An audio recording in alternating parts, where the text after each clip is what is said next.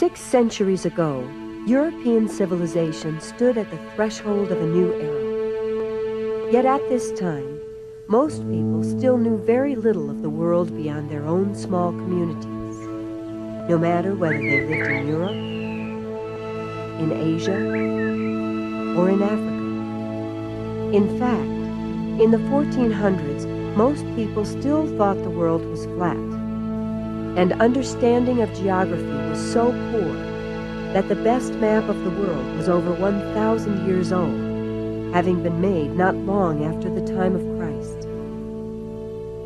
But by the end of the 1400s, as new ideas took hold, knowledge of the world and its people improved rapidly as more and more ships set out from European ports to explore unknown regions of the earth during the great age of exploration.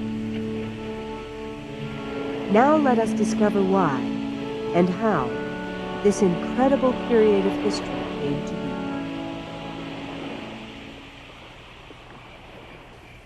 At the start of the 15th century, European civilization was still largely feudal, based on self-sufficient manners worked by landless serfs who labored in exchange for a share of the crops they raised and the protection offered by their landowning lords.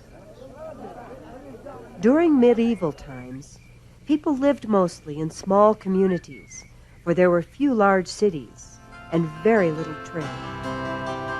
However, the Black Death, a huge outbreak of bubonic plague which occurred during the 1300s, had wiped out 25% of the European population, and the resulting labor shortage helped hasten the decline of feudalism and bring about the rise of a brand new era called the Renaissance. The word Renaissance means rebirth, and that is just what it was, a time when people began to throw off their old medieval ways, adopting new forms of architecture and art, as well as new ways of living, based on a rediscovery of the civilizations of ancient Rome and Greece. While the medieval period had been marked by an inward, spiritual focus, the leaders of the Renaissance began to search outward for their inspiration. And as a result, there was a burst of interest in geography, astronomy, anatomy, trade, and inventing. One of the greatest Renaissance inventions was a printing press that used movable type, which allowed books to be made cheaply and in large numbers, which in turn allowed ideas and information to spread much more rapidly than in the past. And during the Renaissance, all of these things, the growth of trade, the increased desire to learn more about the earth, new inventions, and a more rapid flow of information, combined to bring about the great age of exploration.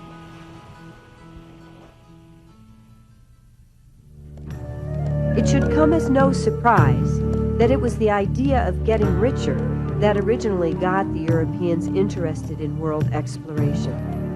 Richer by trading in Asian luxury items such as silks, spices, jewels, and porcelains. But in the 15th century, there was an obstacle to that trade. The fact that it was completely controlled by hostile Muslim nations who ruled key lands between Christian Europe and the great trading centers of the Far East. The trade in Asian goods had long followed very definite routes. Goods were transported from the Far East, either by Muslim caravans thousands of miles overland to Mediterranean ports, or in small Muslim ships from India that sailed across the Indian Ocean into the Red Sea. From Red Sea ports, Asian goods usually were carried across the desert to the Nile River, where they went by ship down the river to the Mediterranean Sea. Once the goods reached the Mediterranean ports, the Muslim traders would sell them only to merchants from the Italian city-states of Genoa and Venice. Of the two, Venice was the most powerful, for not only did it have the greatest marketplace in the Western world, It also had special trading privileges in 5 important Muslim cities. Other European nations had never been successful in changing the strict trading arrangements between the Italians and the Muslims. So, in the early 1400s, Spain and Portugal started to look for ways of bypassing the Muslim territories so they could trade directly with Asia. But it was clear that to do this, new sea routes to the east would have to be found. However, at that time, this was a very extreme notion because Portuguese and Spanish ships had never ventured more than 800 miles from their shores. And they realized that if they were to find a new sea route to Asia, they would have to learn a lot more about navigation, the method by which sailors learn the positions of their ships at sea, or they could get hopelessly lost. And yet, they were completely unfamiliar with astronomy and mathematics, the 2 crucial sciences upon which navigation depends. In fact, Europeans of the 15th century knew less about science and geography than did the ancient Romans 1,300 years before. To overcome these problems, this man, a Portuguese prince named Henry the Navigator, founded a school of navigation here at Sagres, near the rocky wind-swept tip of the European continent, where he even built this house for himself in a place near the school where he could study the sea and watch ships passing by. Prince Henry gathered together experts to teach Portuguese sea captains new methods of seafaring based on science. Here at his navigation school, these experts developed techniques that allowed sailors to stay on course by calculating the positions of their ships relative to heavenly bodies by using newly invented instruments called the astrolabe and the quadrant. And Henry's long-range goal of reaching Asia was made a lot easier because new types of ships, called caravels, had been recently invented, ships that had better rudders for steering as well as improved sails. The ship seen here looks a lot like an early Portuguese caravel. It is a copy of the Mayflower, the English ship that carried the Pilgrims to Massachusetts. And even though the Mayflower was built 150 years after Prince Henry's death, it still had quite a bit in common with the first caravels. For just like the Mayflower, the earliest caravels sat high in the water, were light and fast, but were still wide enough to be able to carry the large amounts of water and food needed for the long months at sea. Here in Lagos, Portugal, not far from the navigation school, Prince Henry founded shipyards to build new caravels. And since much of the money for these ships came from an ancient organization of crusaders called the Knights of Christ, of which Prince Henry was the leader, the sails of the ships usually carried the emblem of the cross seen here. With these new ships, and the well-trained seamen coming from his school, Prince Henry began a systematic campaign of exploration down the coast of Africa. Although his main motive for these explorations was to find a new trade route to Asia, he also had a few more immediate goals. First, he hoped to chart unknown regions of the world and to bring back detailed information which could be analyzed at his school. Second, he hoped to claim land and establish valuable new trading frontiers that would increase the wealth and power of his country. And third, he hoped to bring the Christian religion to people in these new lands. And so he even had daily religious services held in this church at the navigation school. The Portuguese explorations of the west coast of Africa continued throughout the lifetime of Henry the Navigator.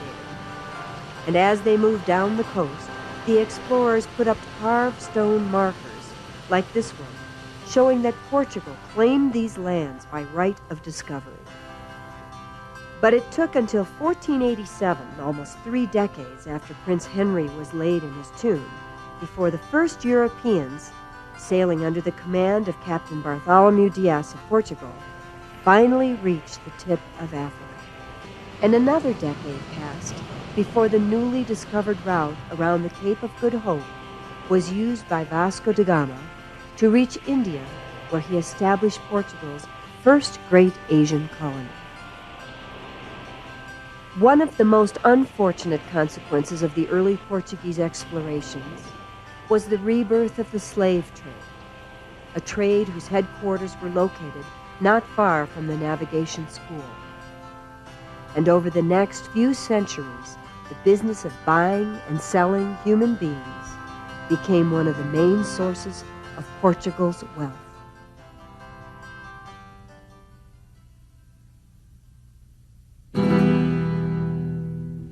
In the 1480s, over 10 years before the Portuguese reached India, this man, an Italian named Christopher Columbus, had the idea that Asia could be reached not by heading east around the tip of Africa, but by sailing west all the way around the world.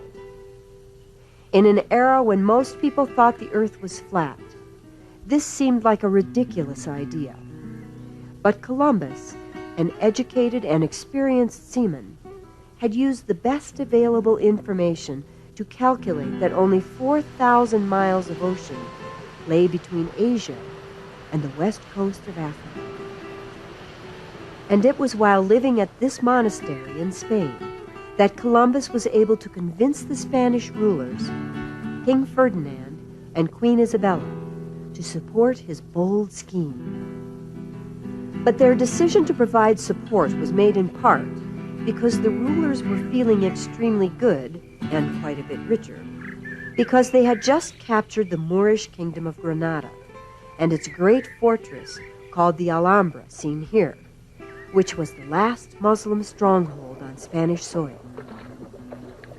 And by the summer of 1492, here in the muddy waters of the Rio Tinto harbor, 3 ships, the Niña, Pinta, and Santa Maria, awaited his command.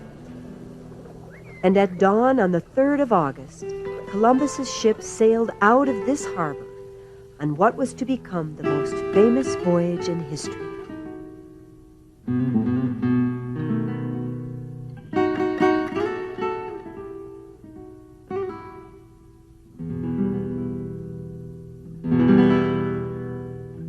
Columbus's voyage did not go smoothly at first, for along the coast of Africa, rough seas twice caused damage to one of the ships, and the sailors had to wait a whole month in the Canary Islands while repairs were made.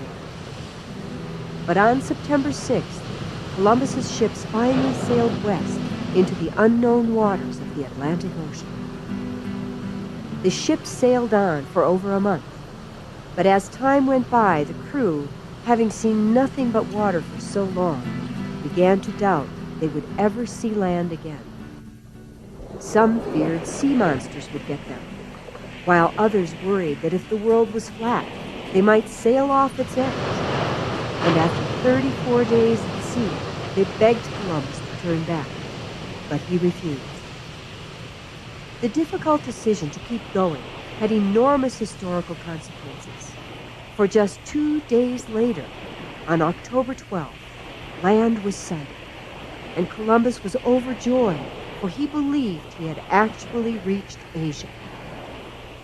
Little did he know that his long journey from Spain had only carried him to the Bahama Islands southeast of present-day Florida. But not long after claiming the island he had discovered for Spain, Columbus sailed off to do some more exploring. He even sent small boats up some of the rivers, searching for the great cities he had heard of. But except for a few native villages, all he found was wilderness. Many years were to pass before the Spanish were to learn that great civilizations existed in this part of the world. In fact, in modern-day Guatemala, This temple still stands in the ancient Mayan city of Tikal, which was abandoned hundreds of years before Columbus was even born. Before returning to Europe in January of 1493, Columbus collected specimens of animal life, exotic plants, and even a few native people to show the king and queen. And on one of the larger islands, he left 40 crewmen behind to establish a Spanish colony. It was April before Columbus laid eyes on the familiar landscape of Spain again. And when he finally reached the royal court, King Ferdinand and Queen Isabella were so pleased with what they learned, they decided to set him up with a fleet of 17 ships filled with supplies, horses, farm animals, and 1,500 settlers for his new colony. But when Columbus got back to his colony, he discovered that everyone he left behind had been killed by the island people in revenge for the cruel treatment they had received at the hands of these first Spanish colonists. However, Columbus soon started a new colony, and then for 3 years continued his explorations around the Caribbean Sea. And it is interesting to note that even though Columbus returned to the West Indies 2 more times, when he died in 1506, he always believed that he had been exploring Asia.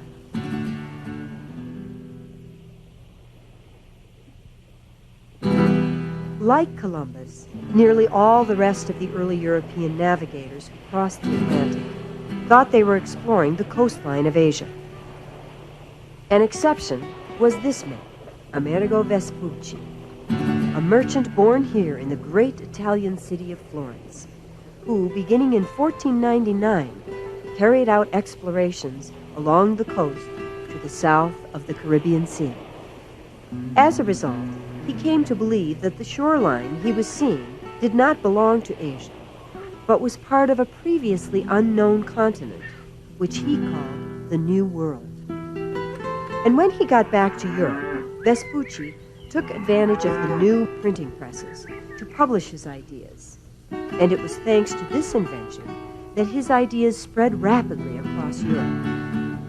In fact, Amerigo Vespucci became so well known that many people of that era believed he had been the first European to make discoveries across the Atlantic. This was why, when a German map maker created a new map of the world in 1507, he named the southern continent America in his honor.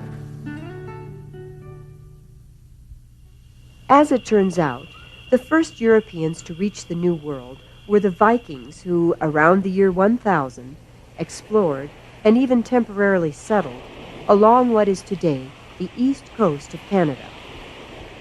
But during the Great Age of Exploration, the first Europeans to reach that part of the world were John Cabot and his son Sebastian, who in 1497 sailed from England and returned the next year, sailing down the North American coast as far as the Chesapeake Bay.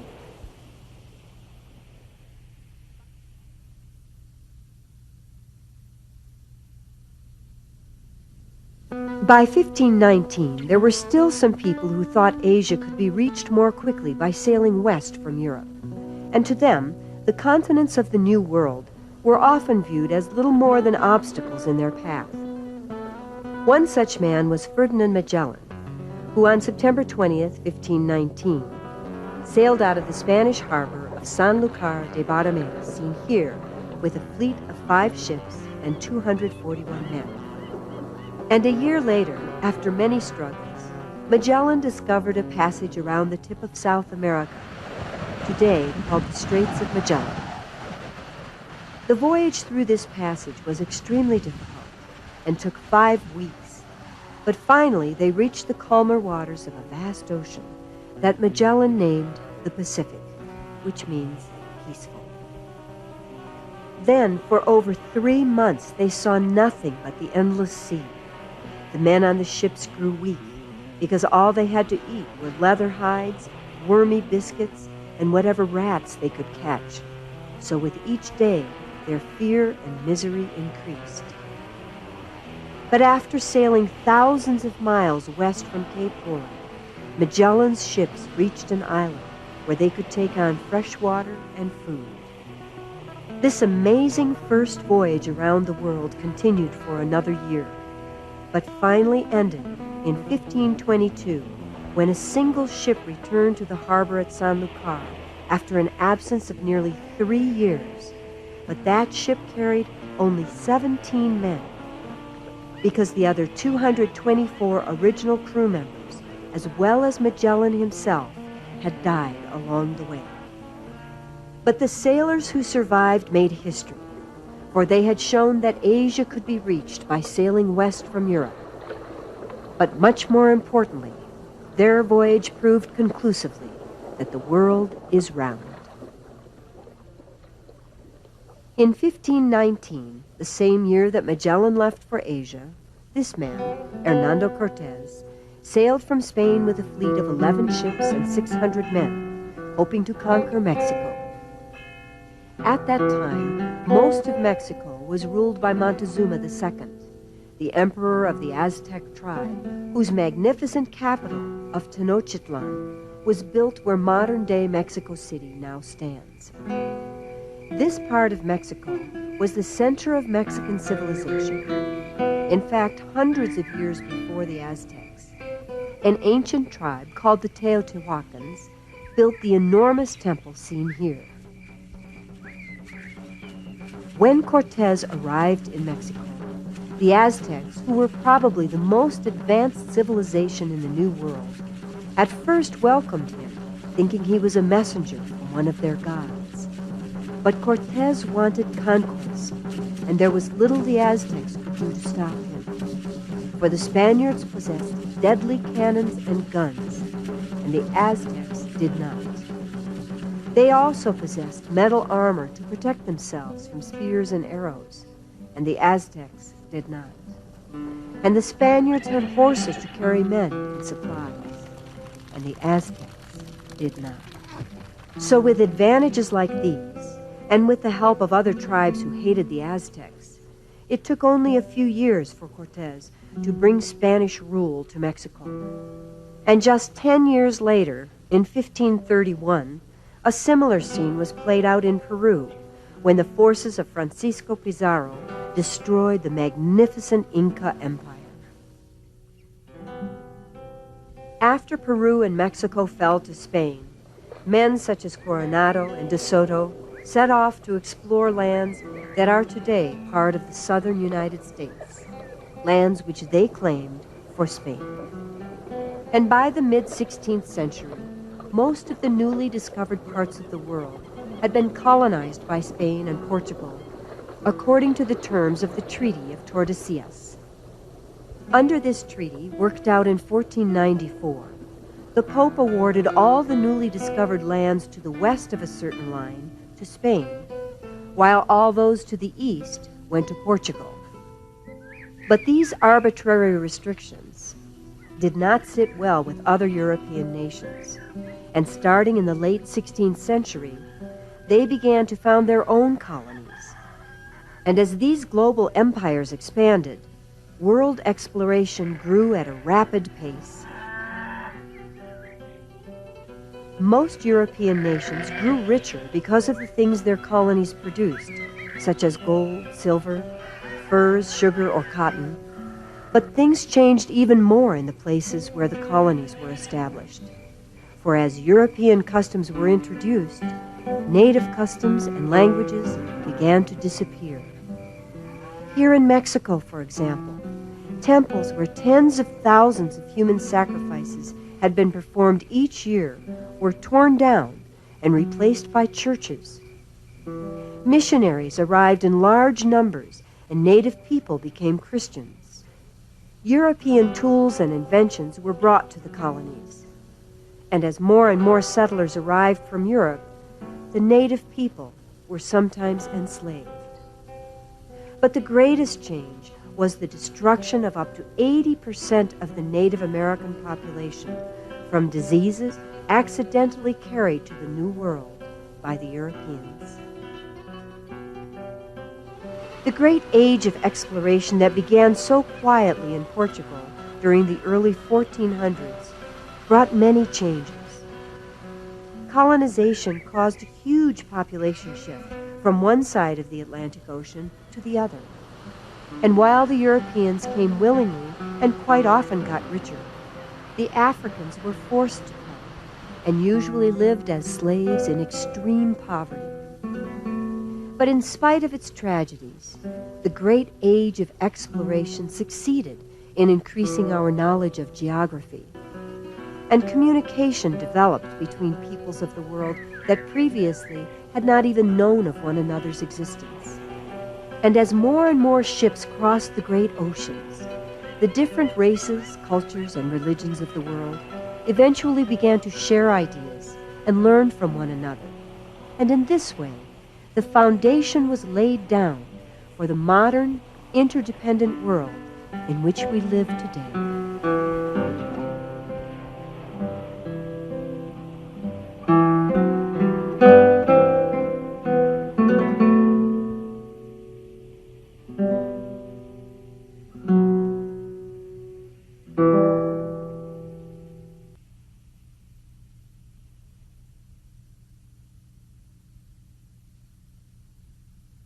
Trade with the Far East in the 15th century was controlled by Muslim traders who would sell their Asian spices, silks, jewels, and porcelains only to European traders from the city-states of and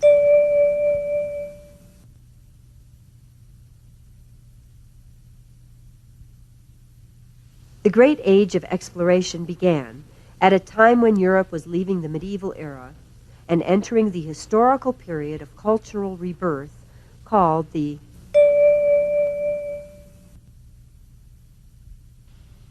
country of developed an important school of navigation in the 1400s.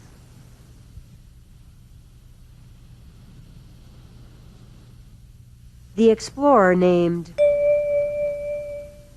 was the first European to reach India by sailing around the tip of Africa. The development of new ships called helped make world exploration possible in the 1400s. Three important goals of the early explorers were to and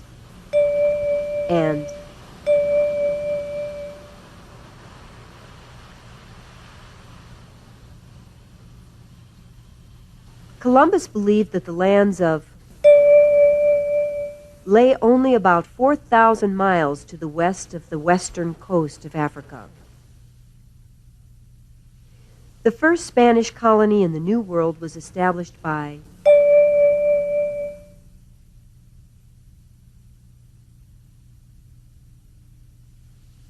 the continents of the New World are named after a merchant explorer named